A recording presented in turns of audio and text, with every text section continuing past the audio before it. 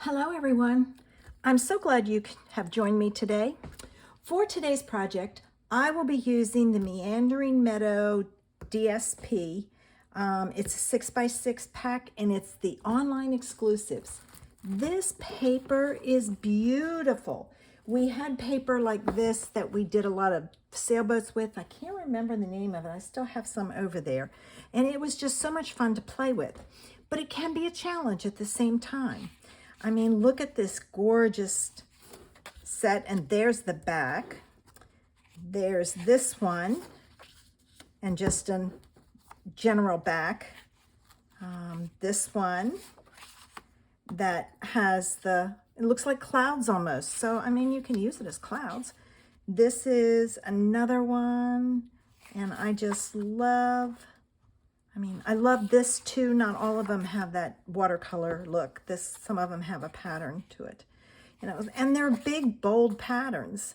This is not one of my favorites, but in the right text, it might work. That should be the right context. It should work. Here's another one. Love the back of that for an accent. This one is very nice. I mean, there's simple cards. But you may say, how do I use them? I've got 3 ideas for you today. All right, there's the back of that one. Here's this one and that. This one and that. This one. There's the back of that. That reminds me of Cheerful Daisies. It's not fresh as a daisy, that paper. There's a piece in there that looks like that. And that one that has the brown. All right, so let's get started. The first thing we're going to make is a simple card. And I pulled in my go-to greetings, which I will probably use at the bottom. This is just your basic card base, 5.5 by 8.5, scored at 4 1/4. This piece was, let me see if I can find it. You have to, when you're doing some of these, you have to look at them in a different light. You have to kind of think about it. And I'll be honest with you, what I did was I took the pieces over to my trimmer and I kind of, because this is 3 by 3, I kind of figured out where it would be. Naturally, it'd be the last one. And then, is that one it? No, that's not it. Well, this one is it. This is it. All right, so here's the piece. And I needed a piece 3 by 3. So I thought, okay, there's half. That's not a bad piece to use, and that. But then there's a 3 here, and it would cut off part of the tree. So what I did is I moved it up to get the whole tree. And then I just cut the extra off the bottom. So that's one way you have to kind of look at it and see what works. So let me get this one put together. And these are going to be flat. They're not going to be popped up with dimensionals or anything. This goes right here. You can add... Excuse me. My sinuses are giving me a heck of a time today. Crazy weather. Something's probably out there blooming. All right. So there it is. And I think that would look very nice with just a note across the bottom. A big one, because there's plenty of space. And I used Highland Heather with it. So I will stamp my sentiment with Highland Heather also. All right, let me get, now I will have to practice this one because this is one that, all right, I'm gonna try straight on and see what happens. See how it's angled? You have to, all right, almost. Okay, this hump and this hump have to be even, and then you get it straight. Okay, cross your fingers. I'm gonna try it. All right, make sure my card is straight first. Get that out of the way. There we go. Yeah, so there's the first card. Quick, easy idea. All right, let's try card 2. Card 2 is a little bit more involved. It is, and I've got envelopes here. All right, I have my regular white card base. I used a white card base for everything. With this, I just think it gives a clean and simple look to it. I decided to add a little bit more to this one, so I took and embossed with the crosshatch embossing folder, my all-time favorite folder, a piece of white panel that's 4 by 5 1/4, and I'm going to take and I'm going to add that with some double-sided tape. So I'll add that all the way around. We all have tons of, you know, you look at this paper, you buy it because it's gorgeous, and it's like, how can I use it? Well, my goal over the next week is to show you some ways you can use this paper. So then you can cut it up and use it. You know, you can leave it as a whole panel, but sometimes you don't want a whole panel. And I put away my pokey tool, and I need it. So I'm going to grab it. And we're going to get this one done. And then I have one more to show you. All right. So take the backs off. Now this goes on like so. And it's even on all sides, or as even as you can get it. Now, I decided I wanted, and where did it go? Oh, here it is. I wanted a strip to go across because of what I'm doing with the panel. So I took the back of one of the pieces and I cut it at 3/4 of an inch. And I'm going to use this piece, and you'll see why in a minute. If you look at the paper and how you might cut it, it's 6 by 6. So if you cut it at 5 1/4, that gives you that 3-inch strip, which is perfect for this kind of thing, you know, as an accent across your card. So I'm going to add this, and I'm going to use my double-sided tape again. All right. Now this one will not have a sentiment on it. Lots of times I don't put a sentiment on because I want to be able to use it for whatever occasion I need it. And you can stamp the inside or write a personal message. I mean, it could be a birthday card, it could be anything. So I'm going to put this on this way. Now there's a lot of white here, and my panel's going to be here. So I'm going to hide that white. All right, right, like, no, I got to go up a little, sorry. Close to the middle, or as close as I can get it. Now, I took the scallop contour dies, and I took this die and I cut it out. I am now going to take, and I used this piece, which was, I think it was this one right here. Nope, not. Let me look and find it. I didn't put the ones that I had used before.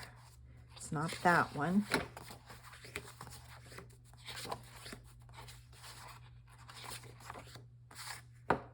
Not that one. Well, which one did I use?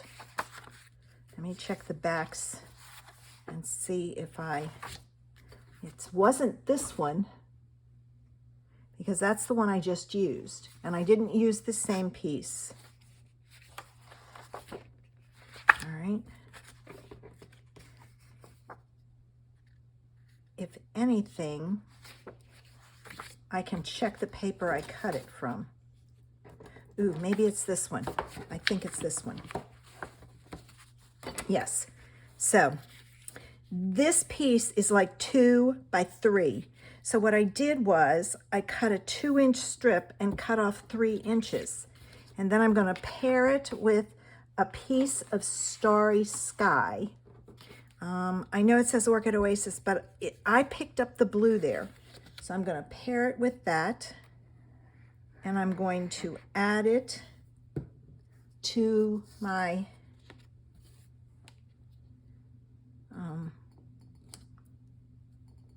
shape here.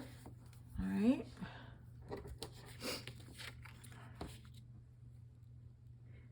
And I need to cut it down some. First of all, it's on there crooked. Hang on a minute. Give me a minute to cut this down slightly. See, this is where you experiment and play and see. That works. Okay, so I'm going to go ahead and put this on. And see, no one will ever know that we messed up the back. All right, so I've got that there. All right, now this piece has to fit here, so I'm going to cut it down just slightly. I don't need to cut that down. I need to cut the sides down. All right, that'll work. I took 1/8 of an inch off of the side with the tree. So I'm going to add this to my card base. So, you know, we all make mistakes, but there are ways to fix it.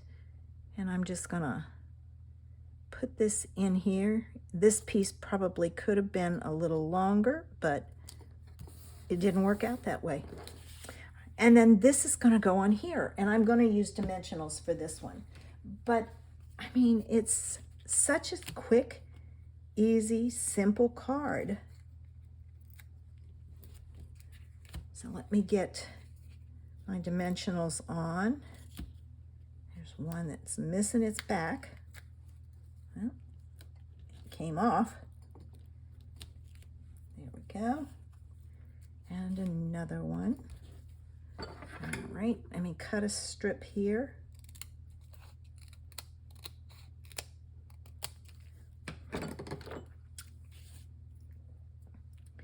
All right, and one here and one here. And now I can take my backs off and add this to my card base. And it's not real sticky because the back came off, so it got stuff all over it. So you know what? I'm going to add a little dot of glue right there so it will stay stuck down. All right, now when you put this on, don't put it on upside down. And it's going to go on right there. So I left some of the white showing, but more of the pink. There it is. The paper is the focus of the card, and that's what it should be. All right, for the last one, I again have a card base, like so. And then I used, I used this pattern, which is, let me find it.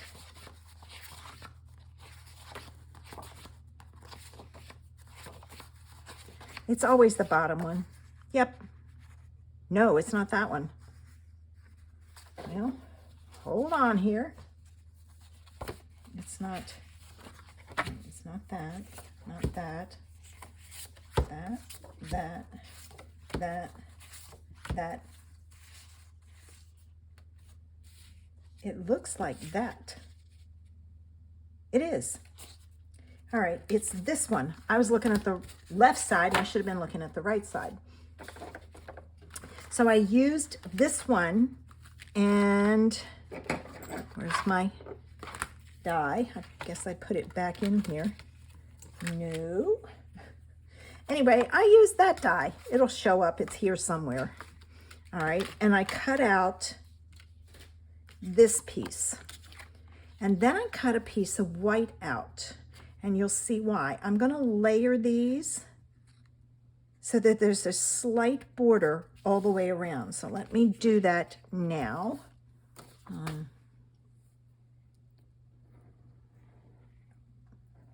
Like so. Okay. And I'm going to go ahead and put my pen in here because I don't want it to get clogged.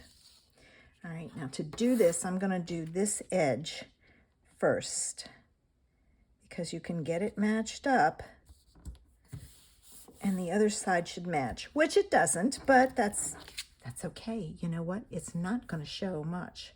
I probably cut it crooked, but those things happen. All right, so then I took the exposed brick embossing folder and I embossed this one, and I'm going to add it with my double-sided tape and go from there. I've stuck that die somewhere in my rush to get straight. All right, so there's that. We'll take it off and add it. And while I'm at it, I'm going to go ahead and add double-sided tape to the back of this. This is going to go on here like that. So I think what I'm going to do is I'm going to trim that down so it's even. And then no one will even notice that. They'll see this, but they won't pay any attention to it. So let me do that first. Okay, I ended up using my scissors. It was just easier. So let me add some tape to this. See, I didn't get it on straight. So that was probably the reason why. I'll put a piece here. I'll cut that off. And a piece here. And cut it off. And then this piece is ready to go on the card. All right, let's get our card put together. And again, I'm not using a, I've got a piece of paper. When I cut it crooked. So I took off a piece of the, there, I'll just turn it back on itself.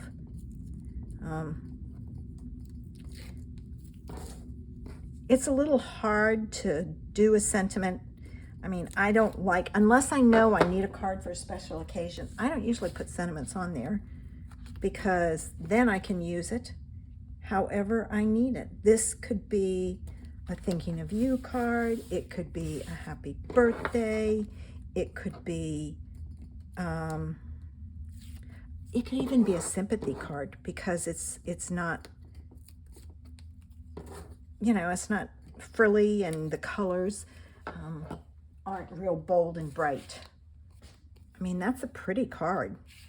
And then this goes on here like so. All right. Now this is going to need a bow. So let me get, I know exactly what I will use. This is in the online store also. I love this. So there's the gold. There's the silver. Ooh, this is hard. I think I'm going to go with the gold. Silver is bright, and if you wanted it for a sympathy card, it just wouldn't work. So let me tie a bow for this. You can use some die cuts. All right, now I don't want a big bow. And my ribbon scissors are here. All right. And I need a glue dot. So I'm going to pull in my paper here with my glue dots on it. There's one right there. I'm going to put that right in the middle and then pinch it off. And I think I'm going to add it right there, like so. Perfect. So there are 3 ideas using the Wandering Meadow DSP. And like I said, I will be sharing some more ideas on my blog next week. So make sure you check out my blog. Now you may think, okay, what if I want to use a stamp set with it? I have found that this piece right here is really great for matching the flowers in there. It's got that muted look to it. So I've used that. This one could work. So check out Textured Florals and, you know, find some things in there. I mean, if you've got some green pieces, that would work. It's got that watercolory look to it. Okay. Thanks for stopping by. I hope you enjoyed the cards. Make sure, if you haven't, subscribe to my channel below. Don't want to miss my ideas. And I will be back next Friday with another Fabulous Friday idea. Bye.